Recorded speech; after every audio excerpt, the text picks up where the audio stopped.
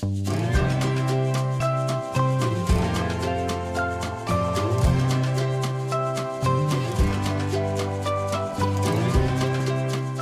us about Diaspora University Town and Diaspora University.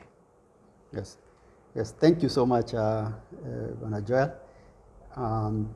Diaspora University Town is a town that has evolved over time. We started this plan back in the US, and now we are here in Voi, and working on this Diaspora University Town.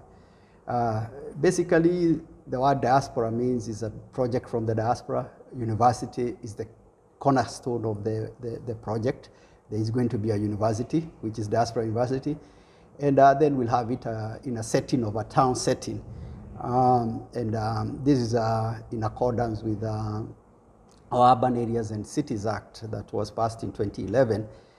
So basically, that's how the town, the Diaspora University Town, is going to come out, and it's by the Diaspora Beer community, Diaspora Kenyans, and partners. So that's typically the Diaspora University Town, and it's going to settle around 30,000, create a town settlement that will grow to even 90,000, and a university that will grow to 30,000 students. But within the first 5 years, we are talking about a settlement of 30,000 students and a settlement of 30,000 students, residents, and 20,000 students. Okay, can we talk about jobs creation in the whole project? Yes, thank you so much again. Our plan, basically, we looked at it from a jobs creation point of view. And this is informed from the fact that we need to work such that we sustain ourselves and also have a good environment as we live in this world. You know very well that the population will keep growing. And so at any one stage, people who are aged 18 years to 65 are expected to work. Yes. So that they can feed the children and also take care of those who are over 65 years. So basically, that's where the whole process of life starts from. We have to leave that age from 0 all the way to however many years God blesses you. And when you are doing that, we have to work. And so jobs creation comes from those jobs that will enable us live, have food, have health care, and live as much as we can in this world, because once you leave, you don't know where we go next. So basically, we live, we work so that we can live. So that's the job side. So jobs creation is a part of life. And of course, you have maybe approximately number of jobs you want to create from maybe a duration of 5 years or 6 years or so? Yes, our development plan, our master development plan, actually I have a copy of it here, is a plan that will create 20,000 jobs. It has diverse plans. One of them is the Diaspora University, which has an endowment plan of 20 billion. We also have the Diaspora University Medical Hospital plan. This is a plan that we are looking to have to grow to around 5 billion. And then we have the medicine and vaccine. At our site right now, we are going to have a production, a medicine and vaccine plant production here at Voi. And that is all that we are expecting it to also grow to a plan of around 20 billion in sales, supply East and Central Africa. In the same plan, we have in this same plan we have 42 billion townhouses plan, and we have another one for material supplies and diverse SMEs. The total budget, our master development plan budget, is 130 billion. That's what will create 20,000 jobs. Mm-hmm. Those plans, people working on them, some of them are property development, but others are what we call sustenance plans, like for example for food, for healthcare. All those are what we call sustenance plans. So basically we have them in our master development plan, and that's what we are progressing with. Okay, so we can also maybe elaborate on diaspora university plan. Then you go to other plans like hospital, medicine, and vaccine. Yes, Yeah. thank you so much. Yes, the diaspora university endowment is every university, most private universities like Harvard and others that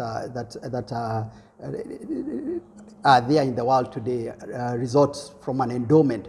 And an endowment is sort of the capital that starts that university. So as I stated in our plan, the endowment plan is at 20 billion. Well, that 20 billion is how it's achieved is through the resources that have been given to the university. Currently, we do have the systems developed. We do have the land. We do have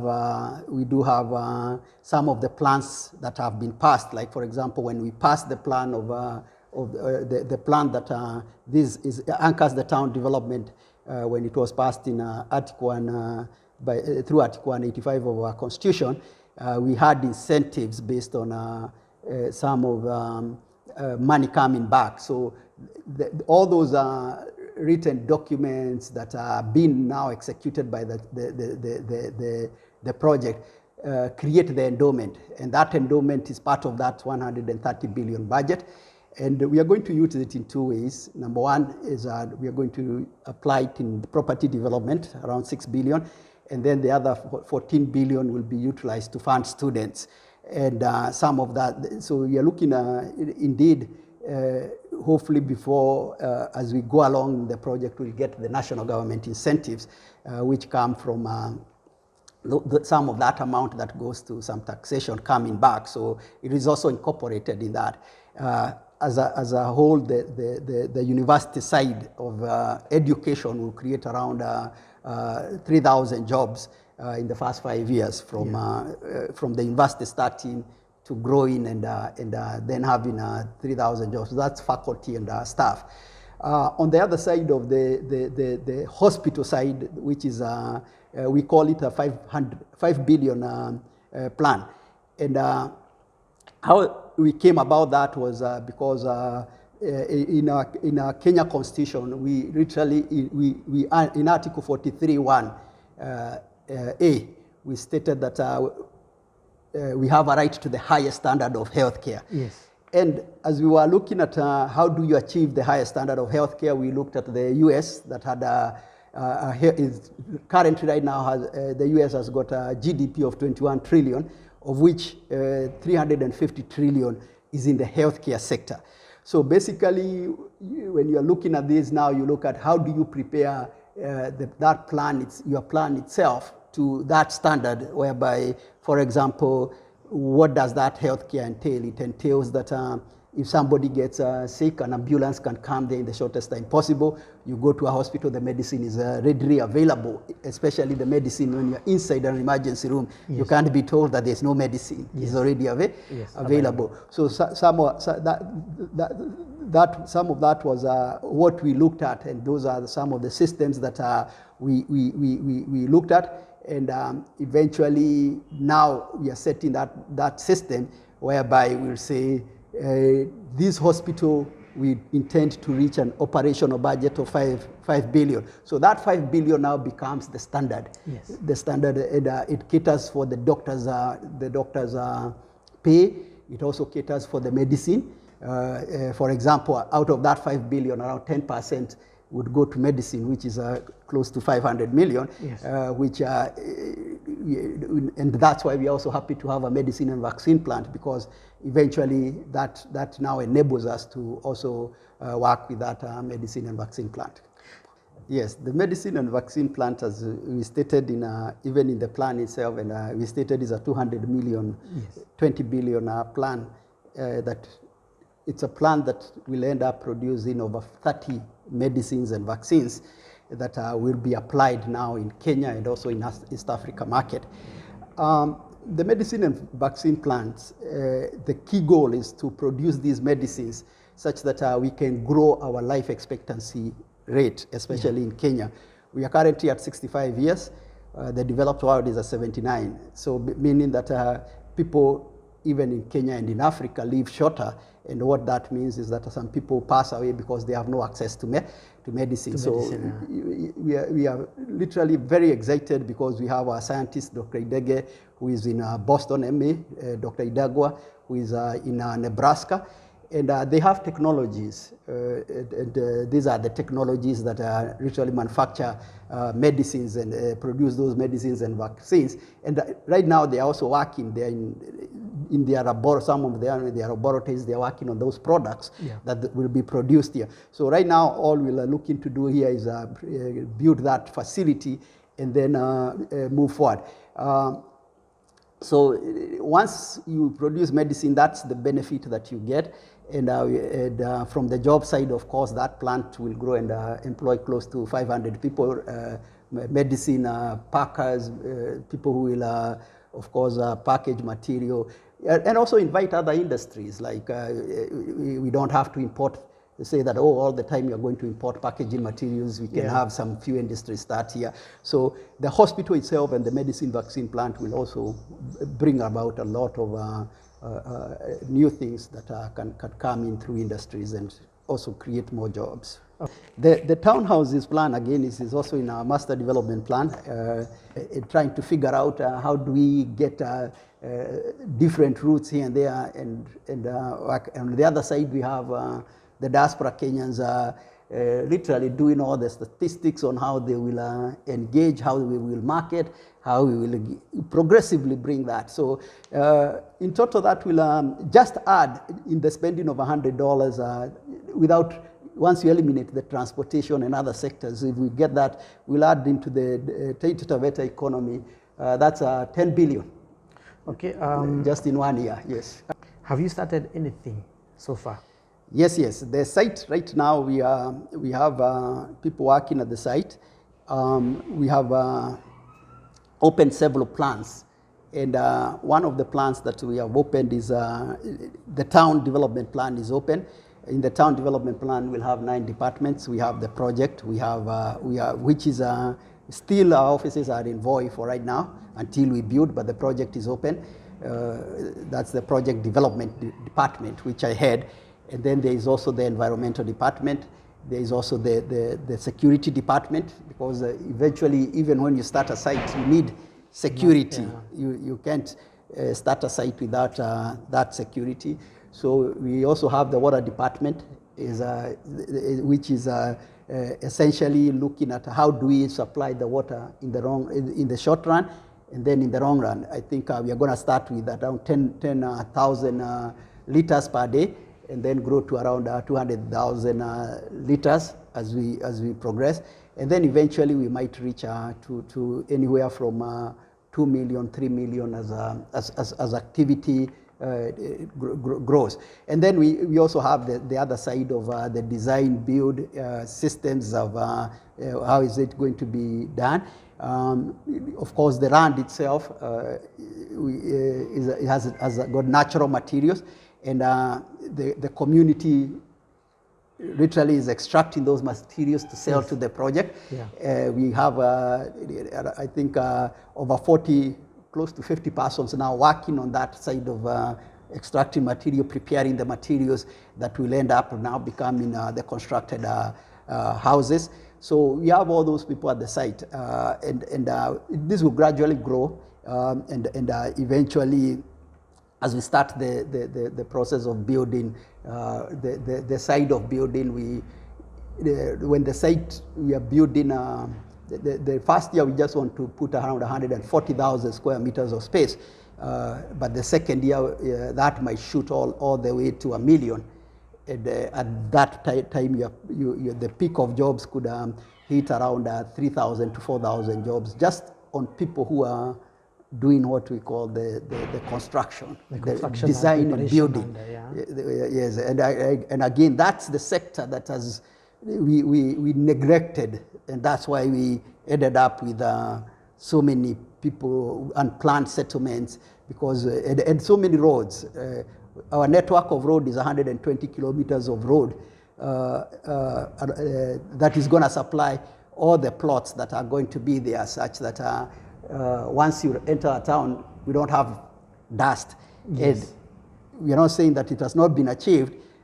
When I was in the US, every town, I went to more than 300 towns, and all of them had tarmacked their roads. So Yes. you could see that it's something that has already been achieved. It's not something that, has not been achieved. So that's the process that we are looking to do. Put a lot of people to work, because the biggest resource, and just to state this, that we lose in Kenya is the human resource. Human resource, yeah. When a person stays idle for a day or not productive, that's 8 hours lost forever. Yeah, you're right. So basically right now, I believe we calculate and normally say the persons who are either unproductive or underproductive, because there are also people who are underproductive, doing jobs that are they're just surviving, but not literally, they don't meet any economic growth in our country. Once it's calculated, it comes to a close to 25 trillion a year, Yeah. as a human resource. So that's what we want to put to productivity, so that it can produce its needs, its housing needs, its healthcare needs, environmental needs. There is no reason that that people should not have water or should have a poor environment when they can be able to work and do that. Remember, we started with the question, Yes. what is jobs creation? Job creation result from what? Work. Work done. We work so that we can be able to live in this world. So, that's all we have. So basically, we have started that work at the site. So when do you think the mega project will start officially? No, the mega project has started. Yeah. As I state that the mega project has started from the jobs creation side, Yes. which is very, very vital. And I want to stress this because most people look at projects from the building side. Yes. And that's why we end up with white elephants. Because you never looked at it from the job side or the human need. Yes. And what is the relation of these with the human? So right now, as we state, we have over 100 jobs. So basically, that's the most crucial one. Yes. All the other needs will come, follow the jobs, because So now that's you will say, oh, these are the jobs. We have started consuming buildings here, but eventually, like where we are, we have taken a lot of space. Eventually, this space will end. we'll see we don't have enough space here. Yes, yeah. Yeah, and that's why we'll now move to the side, and that building will be constructed, and we'll have space there. So on the ground break, the side of, not the ground break, but the side of the building side, if that's the question that we are stating, is that, of course, we anchor our project also in an education system. So we also want to make sure that we follow almost all the laws that are there, such that you can be able to teach in the long run, such that people can be able to now utilize that education towards the future. So basically, it has been slow a little bit. What normally ends up being slow a little bit is the systems on the government, but eventually we will, once we progress with them, we have everything all set, then we'll move to the building side, and that now, the building side, I'm looking at it, we normally say right now at this time, at the end of the year, we want to have those 140 square meters produced and completed. Yes. So from the side of the material, we have started preparing the material. The material, we want to start preparing, because that is a material side, it's not the building side. And so we can reduce our building time. For example, a townhouse right now, we are seeing it produced at 12 weeks. And of course, more young people and maybe locals will go on working there for the rest of their lives, maybe 5 years, 10 years, depending on the profession. Yes. Yes. There's a town we say we model ourselves again. It's similar to Cambridge in Massachusetts, where we have Harvard and MIT. Yes. The town and the university started, I think, is 1646, if I'm not wrong. The job that was created in 1646, like now what we are saying, the security job that was created then, is still there today. Yeah, still for, there. For 450 different people have come and gone, but that security job whether it's now we call it the police of that town or basically is still there. So once you open a town and people settle, you create the jobs. Permanently? Yeah. They will always be there. The jobs end in a town when you close it. Yes. When there's no person in that land. And remember, a town, we call something a town even in our urban areas and cities act.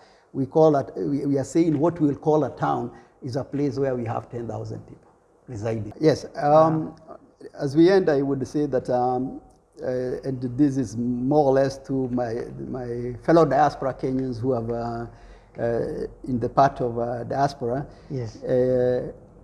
It's exciting to be out here in Voi. It's exciting to start creating our jobs. Each and every one of the persons in the diaspora has got an experience. Many of us remember the first job that you got when you arrived in the diaspora and how excited you are to make income.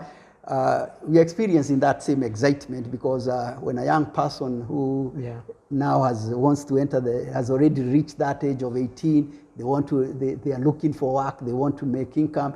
When they start making income, they feel good. And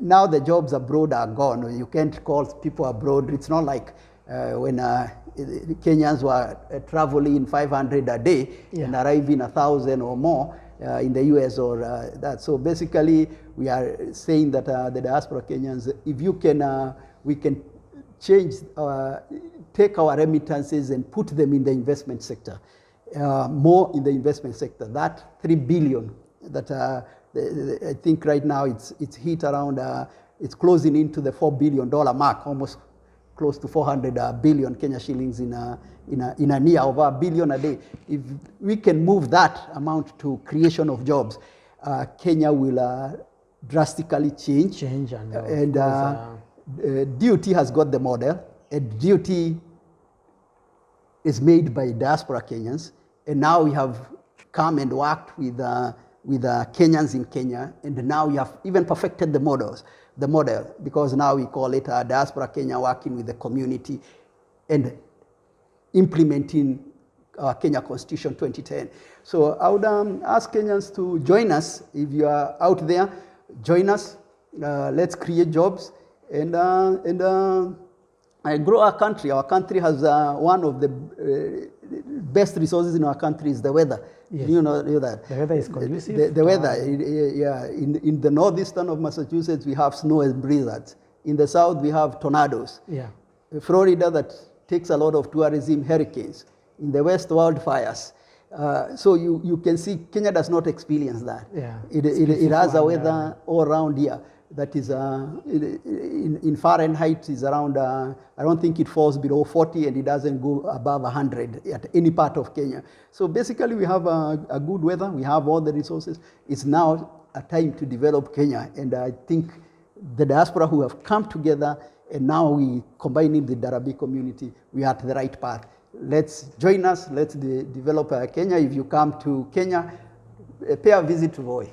And another thing on jobs is that even as we start now, this is just the project. We do have a lot of scholars, such that if we find that this university cannot cater for the system of healthcare, we can have another project in another county. Yes. So that alone can be another project. Yeah. So this system that we have set up, in just the first 5 years, we could hit anywhere from 100 to 200,000 jobs created in so many different parts of the country. The good thing is our population grows by 1 million. 1 million people enter the job market every year. So the jobs are not being created as fast as the population growth. So we also need more and more people, and we also have a large deficit. I believe the KRA has got, I think, 5 million people who are got KRA pins, whereas our adults are 26 million. So you can, if you do the math, there is also another 15 million people who have missed jobs who can enter the job market. Who can enter the job market regardless of the age. You can enter the job market at any age. If you're 50, you still have 15 years to go. So you don't have to surrender your life and say maybe, ABCD. Once the opportunity comes, it comes. Even some of the people who went to the diaspora went in their mid-50s. And they have worked, and there are people now who made income. Yeah, you're right. Yeah. So, yes, opportunity is opportunity. Once we create it, we move ahead. To be able to join us in a Diaspora University Town project, you can go to our website, that is www.dut.or.ke. Our second project is Daktari Biotechnology, that is www.dktb.co.ke. And then we do have DUT credit, that is www.dutcredit.co.ke. But if you are in our website, Diaspora University Town website, or you can just Google Diaspora University Town website, and once you are in that website, you go to SMEs, you will see the different SMEs that we have, and you can follow up and you can read more about this project.